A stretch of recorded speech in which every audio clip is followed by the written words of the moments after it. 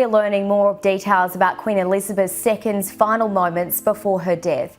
Britain's Daily Mail has seen new documents, including a memo. Just before dawn, Princess Anne opened a lockbox that had not been touched since the final days of Queen Elizabeth's life. What she found inside was not sentimental, not ceremonial, and not meant for public eyes. It was a reckoning the monarchy had quietly been avoiding. The lockbox and the winter silence. Just before dawn in the final week of November, Windsor Castle sat under a silence so complete it felt intentional, the kind of silence that arrives not by accident but by design. Frost clung to the stone balustrades. The long lawns lay pale and rigid beneath a thin winter sheen. Inside the castle, the corridors were dimly lit, the air carrying that familiar scent of old wood, paper, and restraint. It was in this quiet, measured stillness that Princess Anne arrived, summoned without ceremony, without announcement, and without explanation. She had been asked to come alone. The request came the evening before, delivered through the most discreet channel the palace still used for matters that did not belong in digital records. No briefing papers, no advance summary, just a single line conveyed by a trusted private secretary. Her Majesty's final lockbox has been authorized for review. Anne understood the gravity immediately. There were very few such lockboxes, fewer still that remained sealed after a monarch's passing, and almost none that were opened without a specific trigger. Whatever had prompted this moment was not routine.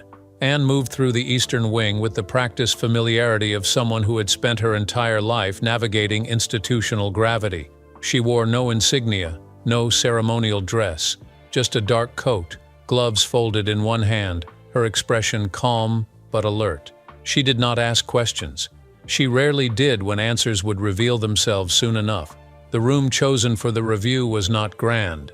No chandeliers, no press-ready grandeur. It was a smaller study, once used by Queen Elizabeth in her later years for private correspondence and classified briefings. The fire had been lit hours earlier, though it offered more symbolism than warmth.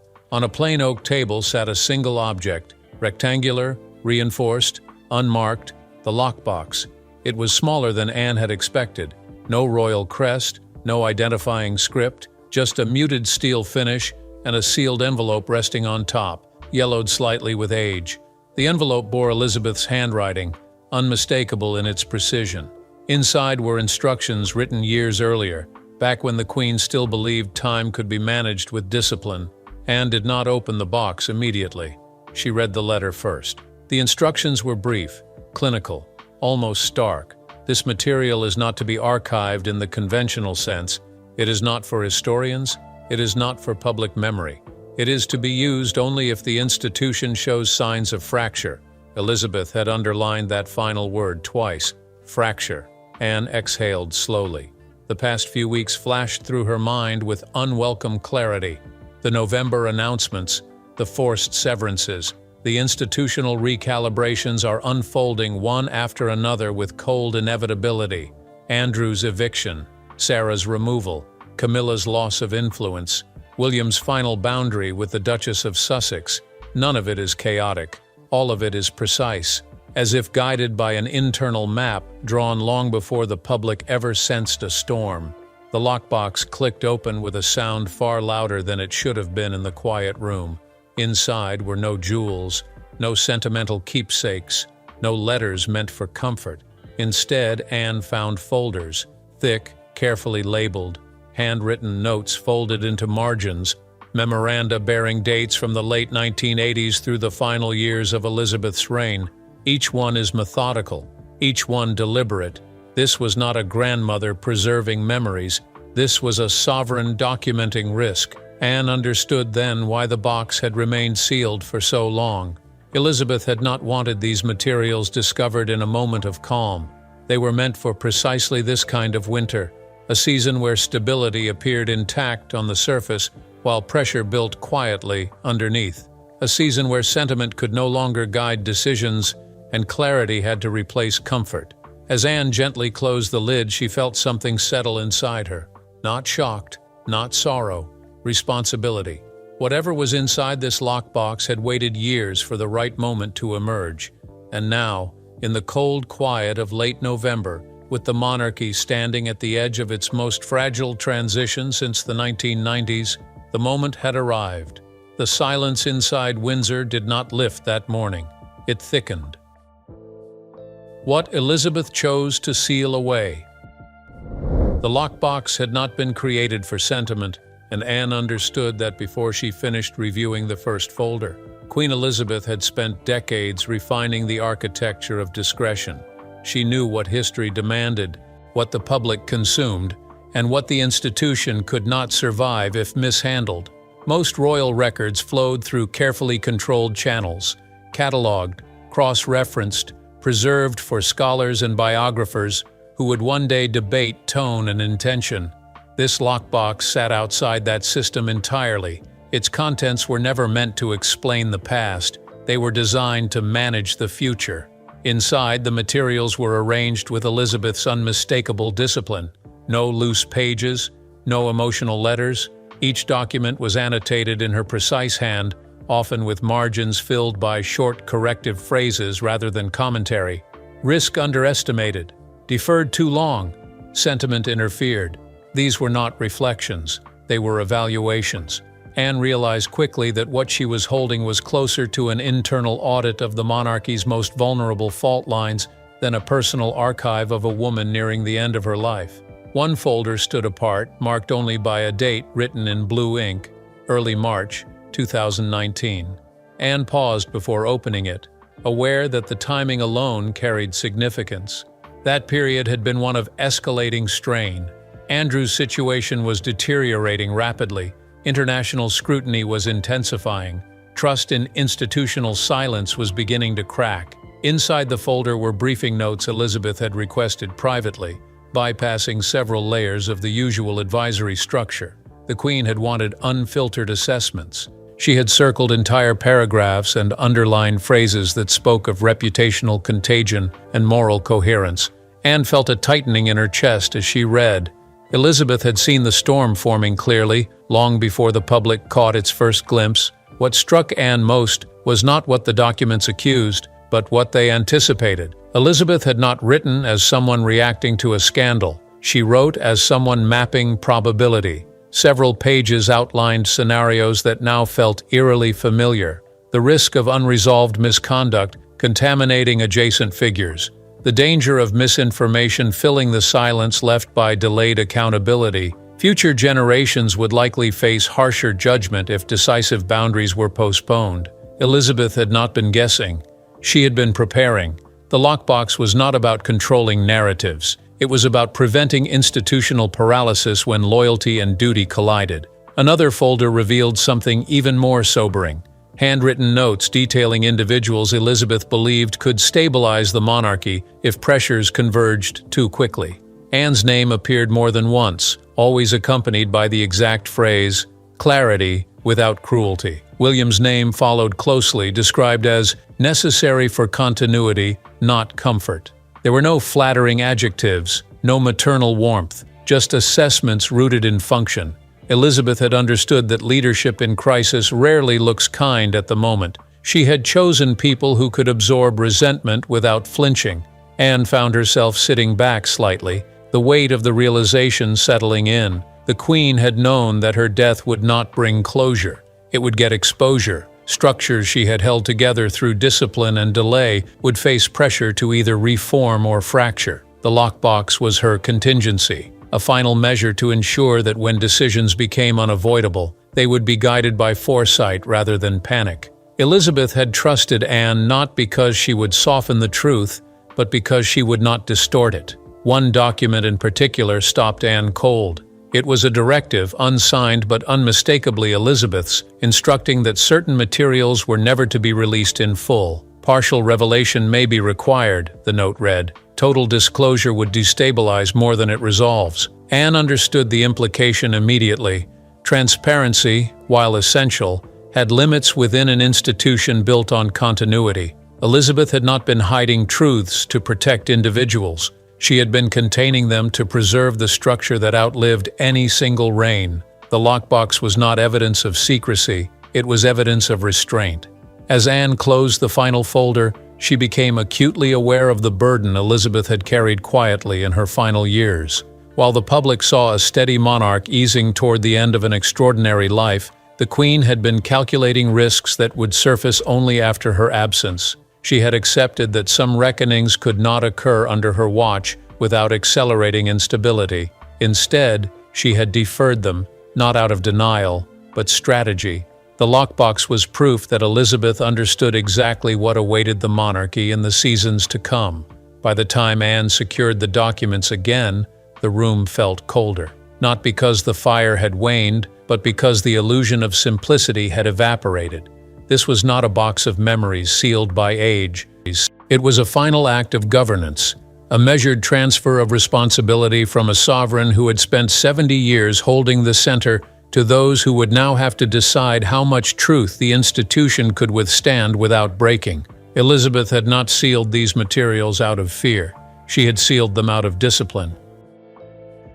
The names. Elizabeth never spoke aloud. Anne did not expect names, not explicitly. Queen Elizabeth had been many things, but careless with attribution was never one of them.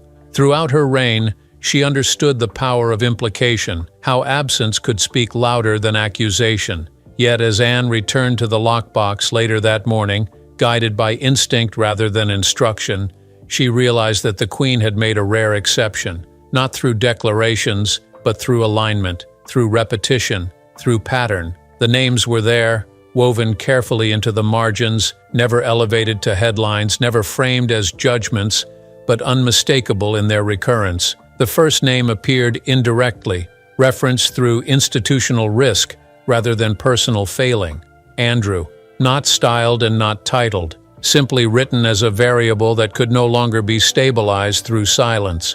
Elizabeth had underlined a phrase in one briefing note that read, "Unresolved conduct will eventually infect adjacent trust." Anne read it twice. The Queen had not been naive about her son. She had not been blind, nor indulgent in the way many critics later assumed. What she had been was deliberate. She had delayed action, not because she doubted the seriousness, but because she understood the fragility of the moment in which action would land. Another set of annotations pointed toward the Sussex conflict, though again never directly named. Elizabeth referred instead to external narrative engines and emotional amplification without accountability. Anne recognized the language immediately. It was the Queen's way of documenting a dynamic she found deeply destabilizing. Not dissent itself, but the use of public grievance as leverage. Elizabeth had circled one sentence in particular, written by a senior advisor in late 2020. The institution risks becoming reactive rather than anchored. Next to it, the Queen had written a single word, dangerous. Anne paused there longer than she expected. Recent events echoed through her mind with uncomfortable precision. The November announcements. William drew the firm boundaries. The backlash is framed as cruelty rather than containment. Elizabeth had anticipated this. She had known that unresolved emotional conflicts, when left to ferment publicly, could metastasize into something far more corrosive than disagreement. The Queen had not sought harmony at all costs. She had sought coherence, and coherence required lines that could not be endlessly renegotiated. What unsettled Anne most was a short handwritten list tucked into the back of a folder marked Post-Sovereign Transition. There were no explanations attached, just names, followed by brief descriptors. Charles was described as conscientious but vulnerable to fatigue. William as structural necessity. Anne herself is the guardian of thresholds. There was no sentimentality in the phrasing, no reassurance. Elizabeth had been honest, perhaps brutally so. She had accepted that each of them carried limitations as well as strengths, and she had planned accordingly. One absence on the list stood out more than any inclusion. There was no reference to individuals Elizabeth believed could be relied upon unconditionally. Trust was contextual, situational, earned repeatedly rather than granted permanently. Anne understood this instinctively. Elizabeth had survived decades precisely because she never mistook affection for reliability. The lockbox reinforced that truth with quiet severity. As Anne continued reading, she encountered references to pressures Elizabeth believed would intensify after her death. international scrutiny, particularly from the United States, the acceleration of misinformation driven by digital platforms, the erosion of deference among older audiences who once accepted institutional authority without question. Elizabeth had not romanticized the future. She had treated it as an adversary requiring preparation. One margin note read simply, "The next generation will not be judged by loyalty, but by decisiveness." Anne felt the weight of that sentence settle heavily in her chest. There was also evidence of something more personal, though still restrained. A single page, folded carefully, containing a reflection Elizabeth had written after a private meeting in the final year of her life. "Affection does not excuse avoidance," it read. "Delay can become a complicity." Anne recognized this not as regret, but resolve. The Queen had been preparing herself to step away, knowing that some reckonings would not occur under her watch. She had accepted that reality with the same discipline she applied to every other aspect of her reign. Anne closed the folder slowly. The names inside the lockbox were not revelations meant to shock. They were confirmations of what Elizabeth had always understood and what the institution was now being forced to confront. Power without accountability corrodes. Silence without strategy invites distortion. And loyalty, when misapplied, can undermine the very structure it seeks to protect. By the time Anne secured the documents once more, she understood something with painful clarity.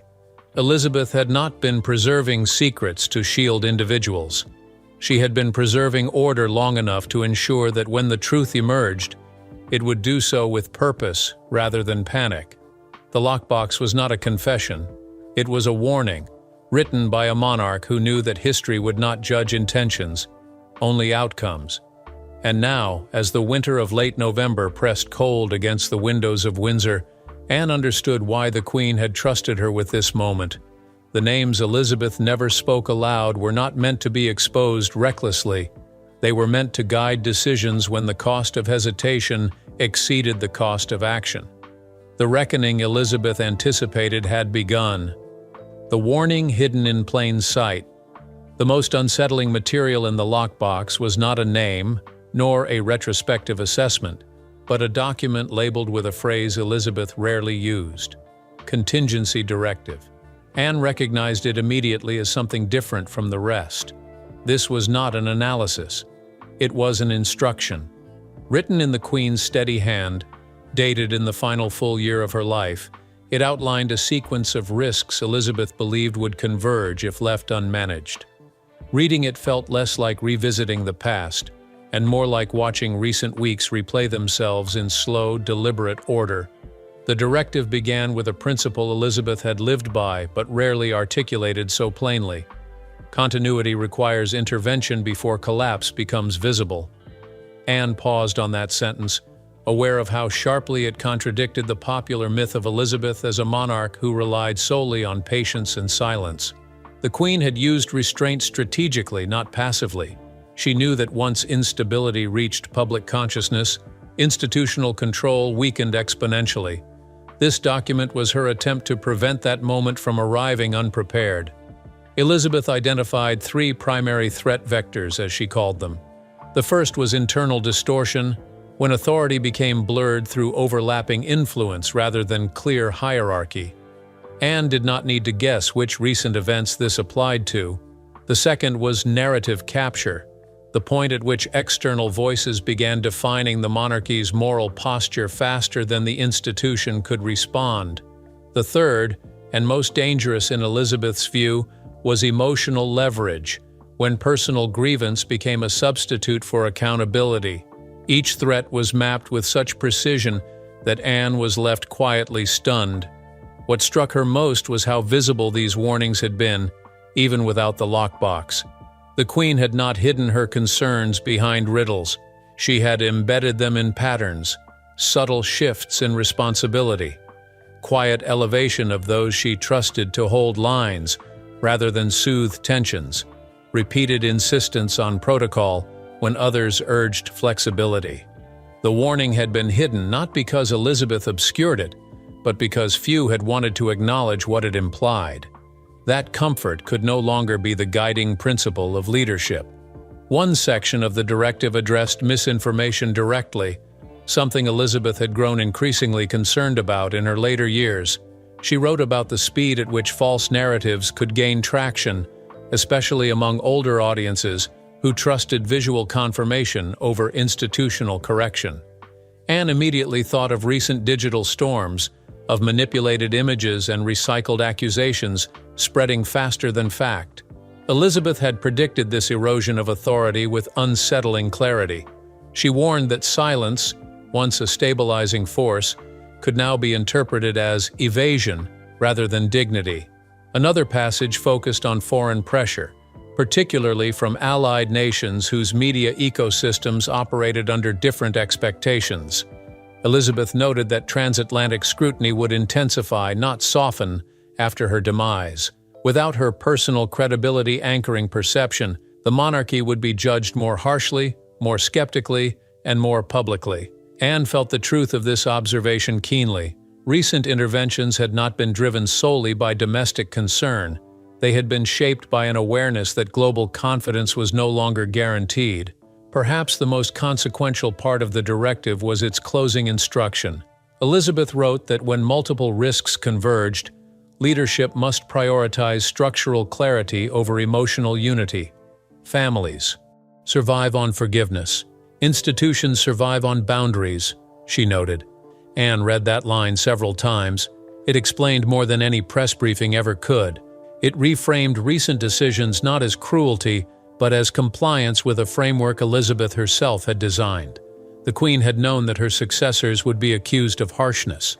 She had accepted that burden on their behalf. Anne felt a deep, sobering recognition settle in as she finished the document. The warning had been present all along, woven into Elizabeth's final years like a quiet undercurrent. The Lockbox did not introduce a new philosophy. It confirmed one that had already been guiding the monarchy's most difficult recalibrations. The winter announcements that shocked the public were not impulsive reactions. They were delayed implementations of a plan written when Elizabeth still held the crown. As Anne closed the directive and returned it carefully to its place, she understood the true purpose of the Lockbox. It was not meant to expose secrets. It was meant to legitimize action. Elizabeth had known that when the moment came, those tasked with enforcement would need more than authority. They would need moral grounding. The Lockbox provided that grounding, anchored in a Queen's final acknowledgement that stability would one day require visible firmness. Outside, the light over Windsor had shifted slightly, the pale winter sky brightening without warmth. Inside, Anne sat in silence, aware that the warning Elizabeth had hidden in plain sight was no longer theoretical. It was unfolding, decision by decision, boundary by boundary. And the Queen, even in her absence, was still guiding the institution towards survival rather than comfort. The winter Elizabeth had prepared for had arrived. Why Anne chose to speak now. Princess Anne had no interest in revelation for its own sake. She had spent her entire life resisting the temptation to perform clarity rather than practice it. Silence, when appropriately used, had always been her preferred instrument. But as December pressed in and the reverberations of late November's decisions continued to ripple outward, Anne understood that silence was no longer neutral. It had begun to distort rather than protect, and distortion, in Elizabeth's framework, was the greater threat. The pressure did not arrive as a single demand or public outcry. It came in fragments, conflicting narratives hardening into belief. Commentators frame recent palace actions as abrupt, emotional, or reactionary. Older audiences, particularly abroad, are beginning to question whether the monarchy was acting defensively rather than deliberately. Anne recognized the pattern immediately. When motive becomes confused, legitimacy erodes, and legitimacy, once lost, is far more difficult to restore than reputation. Inside the palace, debate intensified quietly. Advisors disagreed not about the facts, but about exposure. How much truth could the institution withstand without inviting chaos? Anne listened more than she spoke, as she always did. She reviewed internal briefs, Foreign Office summaries, and sentiment analysis tracking public confidence across age groups and regions. One report lingered in her thoughts longer than the rest. It concluded with a stark observation: the absence of context is now doing more damage than disclosure would. That sentence echoed Elizabeth's directive almost word for word. Charles was conflicted. Anne could see it plainly. He carried the double weight of king and husband, sovereign and father. Every decision now required him to calculate not only institutional consequences, but personal fracture. He understood the necessity of the recent recalibrations, yet the human cost weighed heavily on him. Anne did not envy his position, nor did she attempt to soften it. She had learned long ago that leadership did not benefit from shared discomfort, only shared resolve. William's stance was quieter but firmer. He had reached the conclusion Anne had arrived at weeks earlier. The monarchy could not afford to be misread at this moment. Not after such decisive action. Not while foreign scrutiny sharpened. Not while misinformation thrived in emotional vacuums. William did not advocate spectacle. He advocated precision. If something were to be acknowledged, it had to be done with restraint and purpose, not as a concession to noise. The question was not whether to speak, but how.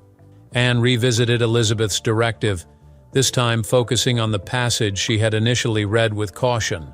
Partial revelation may be required. Elizabeth had never believed in complete transparency divorced from consequence. She understood that truth, when released without structure, could destabilize more than it corrected. Anne saw now that this was the moment Elizabeth had anticipated, not a dramatic unveiling but a controlled clarification, enough to anchor understanding, not enough to expose every fault line. The final push came from outside the palace walls. American networks began drawing their own conclusions, weaving separate events into a narrative of internal panic. Phrases like collapse, infighting, and royal breakdown crept into commentary. Anne bristled at the inaccuracy, not because it offended her, but because it misrepresented the truth. What was happening was not a collapse. It was a consolidation, and allowing the wrong interpretation to solidify would undermine months of careful recalibration. Anne chose her moment carefully. She did not convene a press conference. She did not release documents. She did not offer interviews. Instead, she confirmed, through an authorized briefing, the existence of Queen Elizabeth's final lockbox and its purpose. No details were provided, no names disclosed, just a single framing statement. Elizabeth had anticipated a period of institutional strain following her death, and had left guidance intended to support stability rather than sentiment. It was enough. It placed recent decisions within a continuum rather than a crisis. The reaction inside the palace was immediate but contained. Some advisors worried it invited further questions. Anne dismissed that concern without hesitation. Questions were inevitable. Confusion was not. By acknowledging Elizabeth's foresight, Anne anchored the narrative in continuity. This was not a monarchy improvising. It was one following a path set by a sovereign who had governed through far darker storms. Charles accepted the decision with quiet relief. He did not need to explain himself publicly. The Queen's legacy would carry that weight. William fully supported the move, recognizing its strategic value. It reframed firmness as fidelity rather than severity. It reminded the public that recent actions were not betrayals of tradition, but expressions of it. Anne knew there would be critics. There always were. Some would accuse her of shielding the institution. Others would claim that selective truth was still secrecy. Anne accepted both charges calmly. Elizabeth had taught her that leadership was not about satisfying every demand, but about preserving function long enough for truth to matter. Speaking now was not about absolution. It was about alignment. As the briefing circulated and the initial shock softened into analysis, Anne allowed herself a rare moment of reflection. She had carried Elizabeth's words carefully, resisting the urge to reveal more than was necessary. The lockbox remained sealed to the public, and it would stay that way. Not because the truth was shameful, but because the institution was not strengthened by spectacle. Anne had spoken not to expose the past, but to protect the future. In doing so, she honored Elizabeth in the only way that truly mattered, not through tribute or nostalgia, but through disciplined action at the precise moment silence would have become negligence. The legacy Elizabeth left behind. As December settled fully over Britain, the story of the lockbox began to recede from headlines, replaced by analysis, reflection, and a quieter understanding of what had truly been revealed. There was no dramatic unveiling, no cascade of documents flooding the public sphere, and that in many ways was the point. Queen Elizabeth's final act of guidance had not been about disclosure. It had been about endurance, about ensuring the monarchy could withstand a season where emotion threatened to outpace structure. Princess Anne returned to her routine without ceremony. Public engagements resumed. Winter schedules tightened. The machinery of the crown moved forward, steadier now, recalibrated by clarity rather than comfort. Yet beneath the surface, something had shifted. Those within the institution understood that the Queen's influence had not ended with her passing. It had simply changed form. The lockbox was not a relic. It was a reminder that leadership does not end when authority fades. It endures when foresight is honored. Elizabeth's legacy, as revealed through Anne's careful confirmation, was not one of secrets hoarded or truths suppressed. It was a legacy of preparation. The Queen had known that the most dangerous moments for any institution were not marked by chaos, but by quiet confusion. When people no longer understood why decisions were being made, trust weakened. The lockbox existed to prevent that erosion, not by explaining everything, but by anchoring action to intention. For King Charles, this understanding brought a measure of peace, even amid personal difficulty. He could move forward knowing that the boundaries now drawn were not betrayals of his mother's reign, but extensions of it. Elizabeth had never demanded softness where firmness was required. She had demanded responsibility. And in that demand, she had permitted her successors to act without apology. William, watching the response unfold from Kensington Palace, recognized the more profound implication. The future of the monarchy would not be judged by how much it revealed, but by how consistently it upheld the principles Elizabeth had lived by. Stability over spectacle, coherence over concession, boundaries over endless negotiation. These were not modern inventions. They were inherited disciplines, sharpened by time and tested by scrutiny. Public reaction settled into something more measured. Among older viewers, particularly those who had lived through the turbulence of previous royal transitions, Anne's confirmation felt reassuring rather than alarming. It suggested that the monarchy was not drifting, but anchored. Those recent decisions, however painful, were not impulsive ruptures, but the fulfillment of a long-considered framework. Abroad, especially in the United States, the narrative softened. Commentary shifted from speculation about collapse to acknowledgement of institutional resolve. What remained unsaid was perhaps the most powerful element of all. The contents of the lockbox stayed sealed. The names, the documents, the assessments remained within the institution, where Elizabeth had intended them to reside. The Queen had never believed that public reckoning was always the highest form of justice. She believed in containment when containment served stability, and in exposure only when exposure prevented greater harm. Anne understood this better than anyone. As the winter days shortened and the palace grounds grew quieter, the monarchy entered a rare moment of stillness. Not the stillness of avoidance, but the stillness that follows decisive action. The lockbox had served its purpose. It had guided those entrusted with the crown through a fragile passage, reminding them that leadership is measured not by affection, but by restraint and resolve. Elizabeth's final gift was not a confession or a revelation.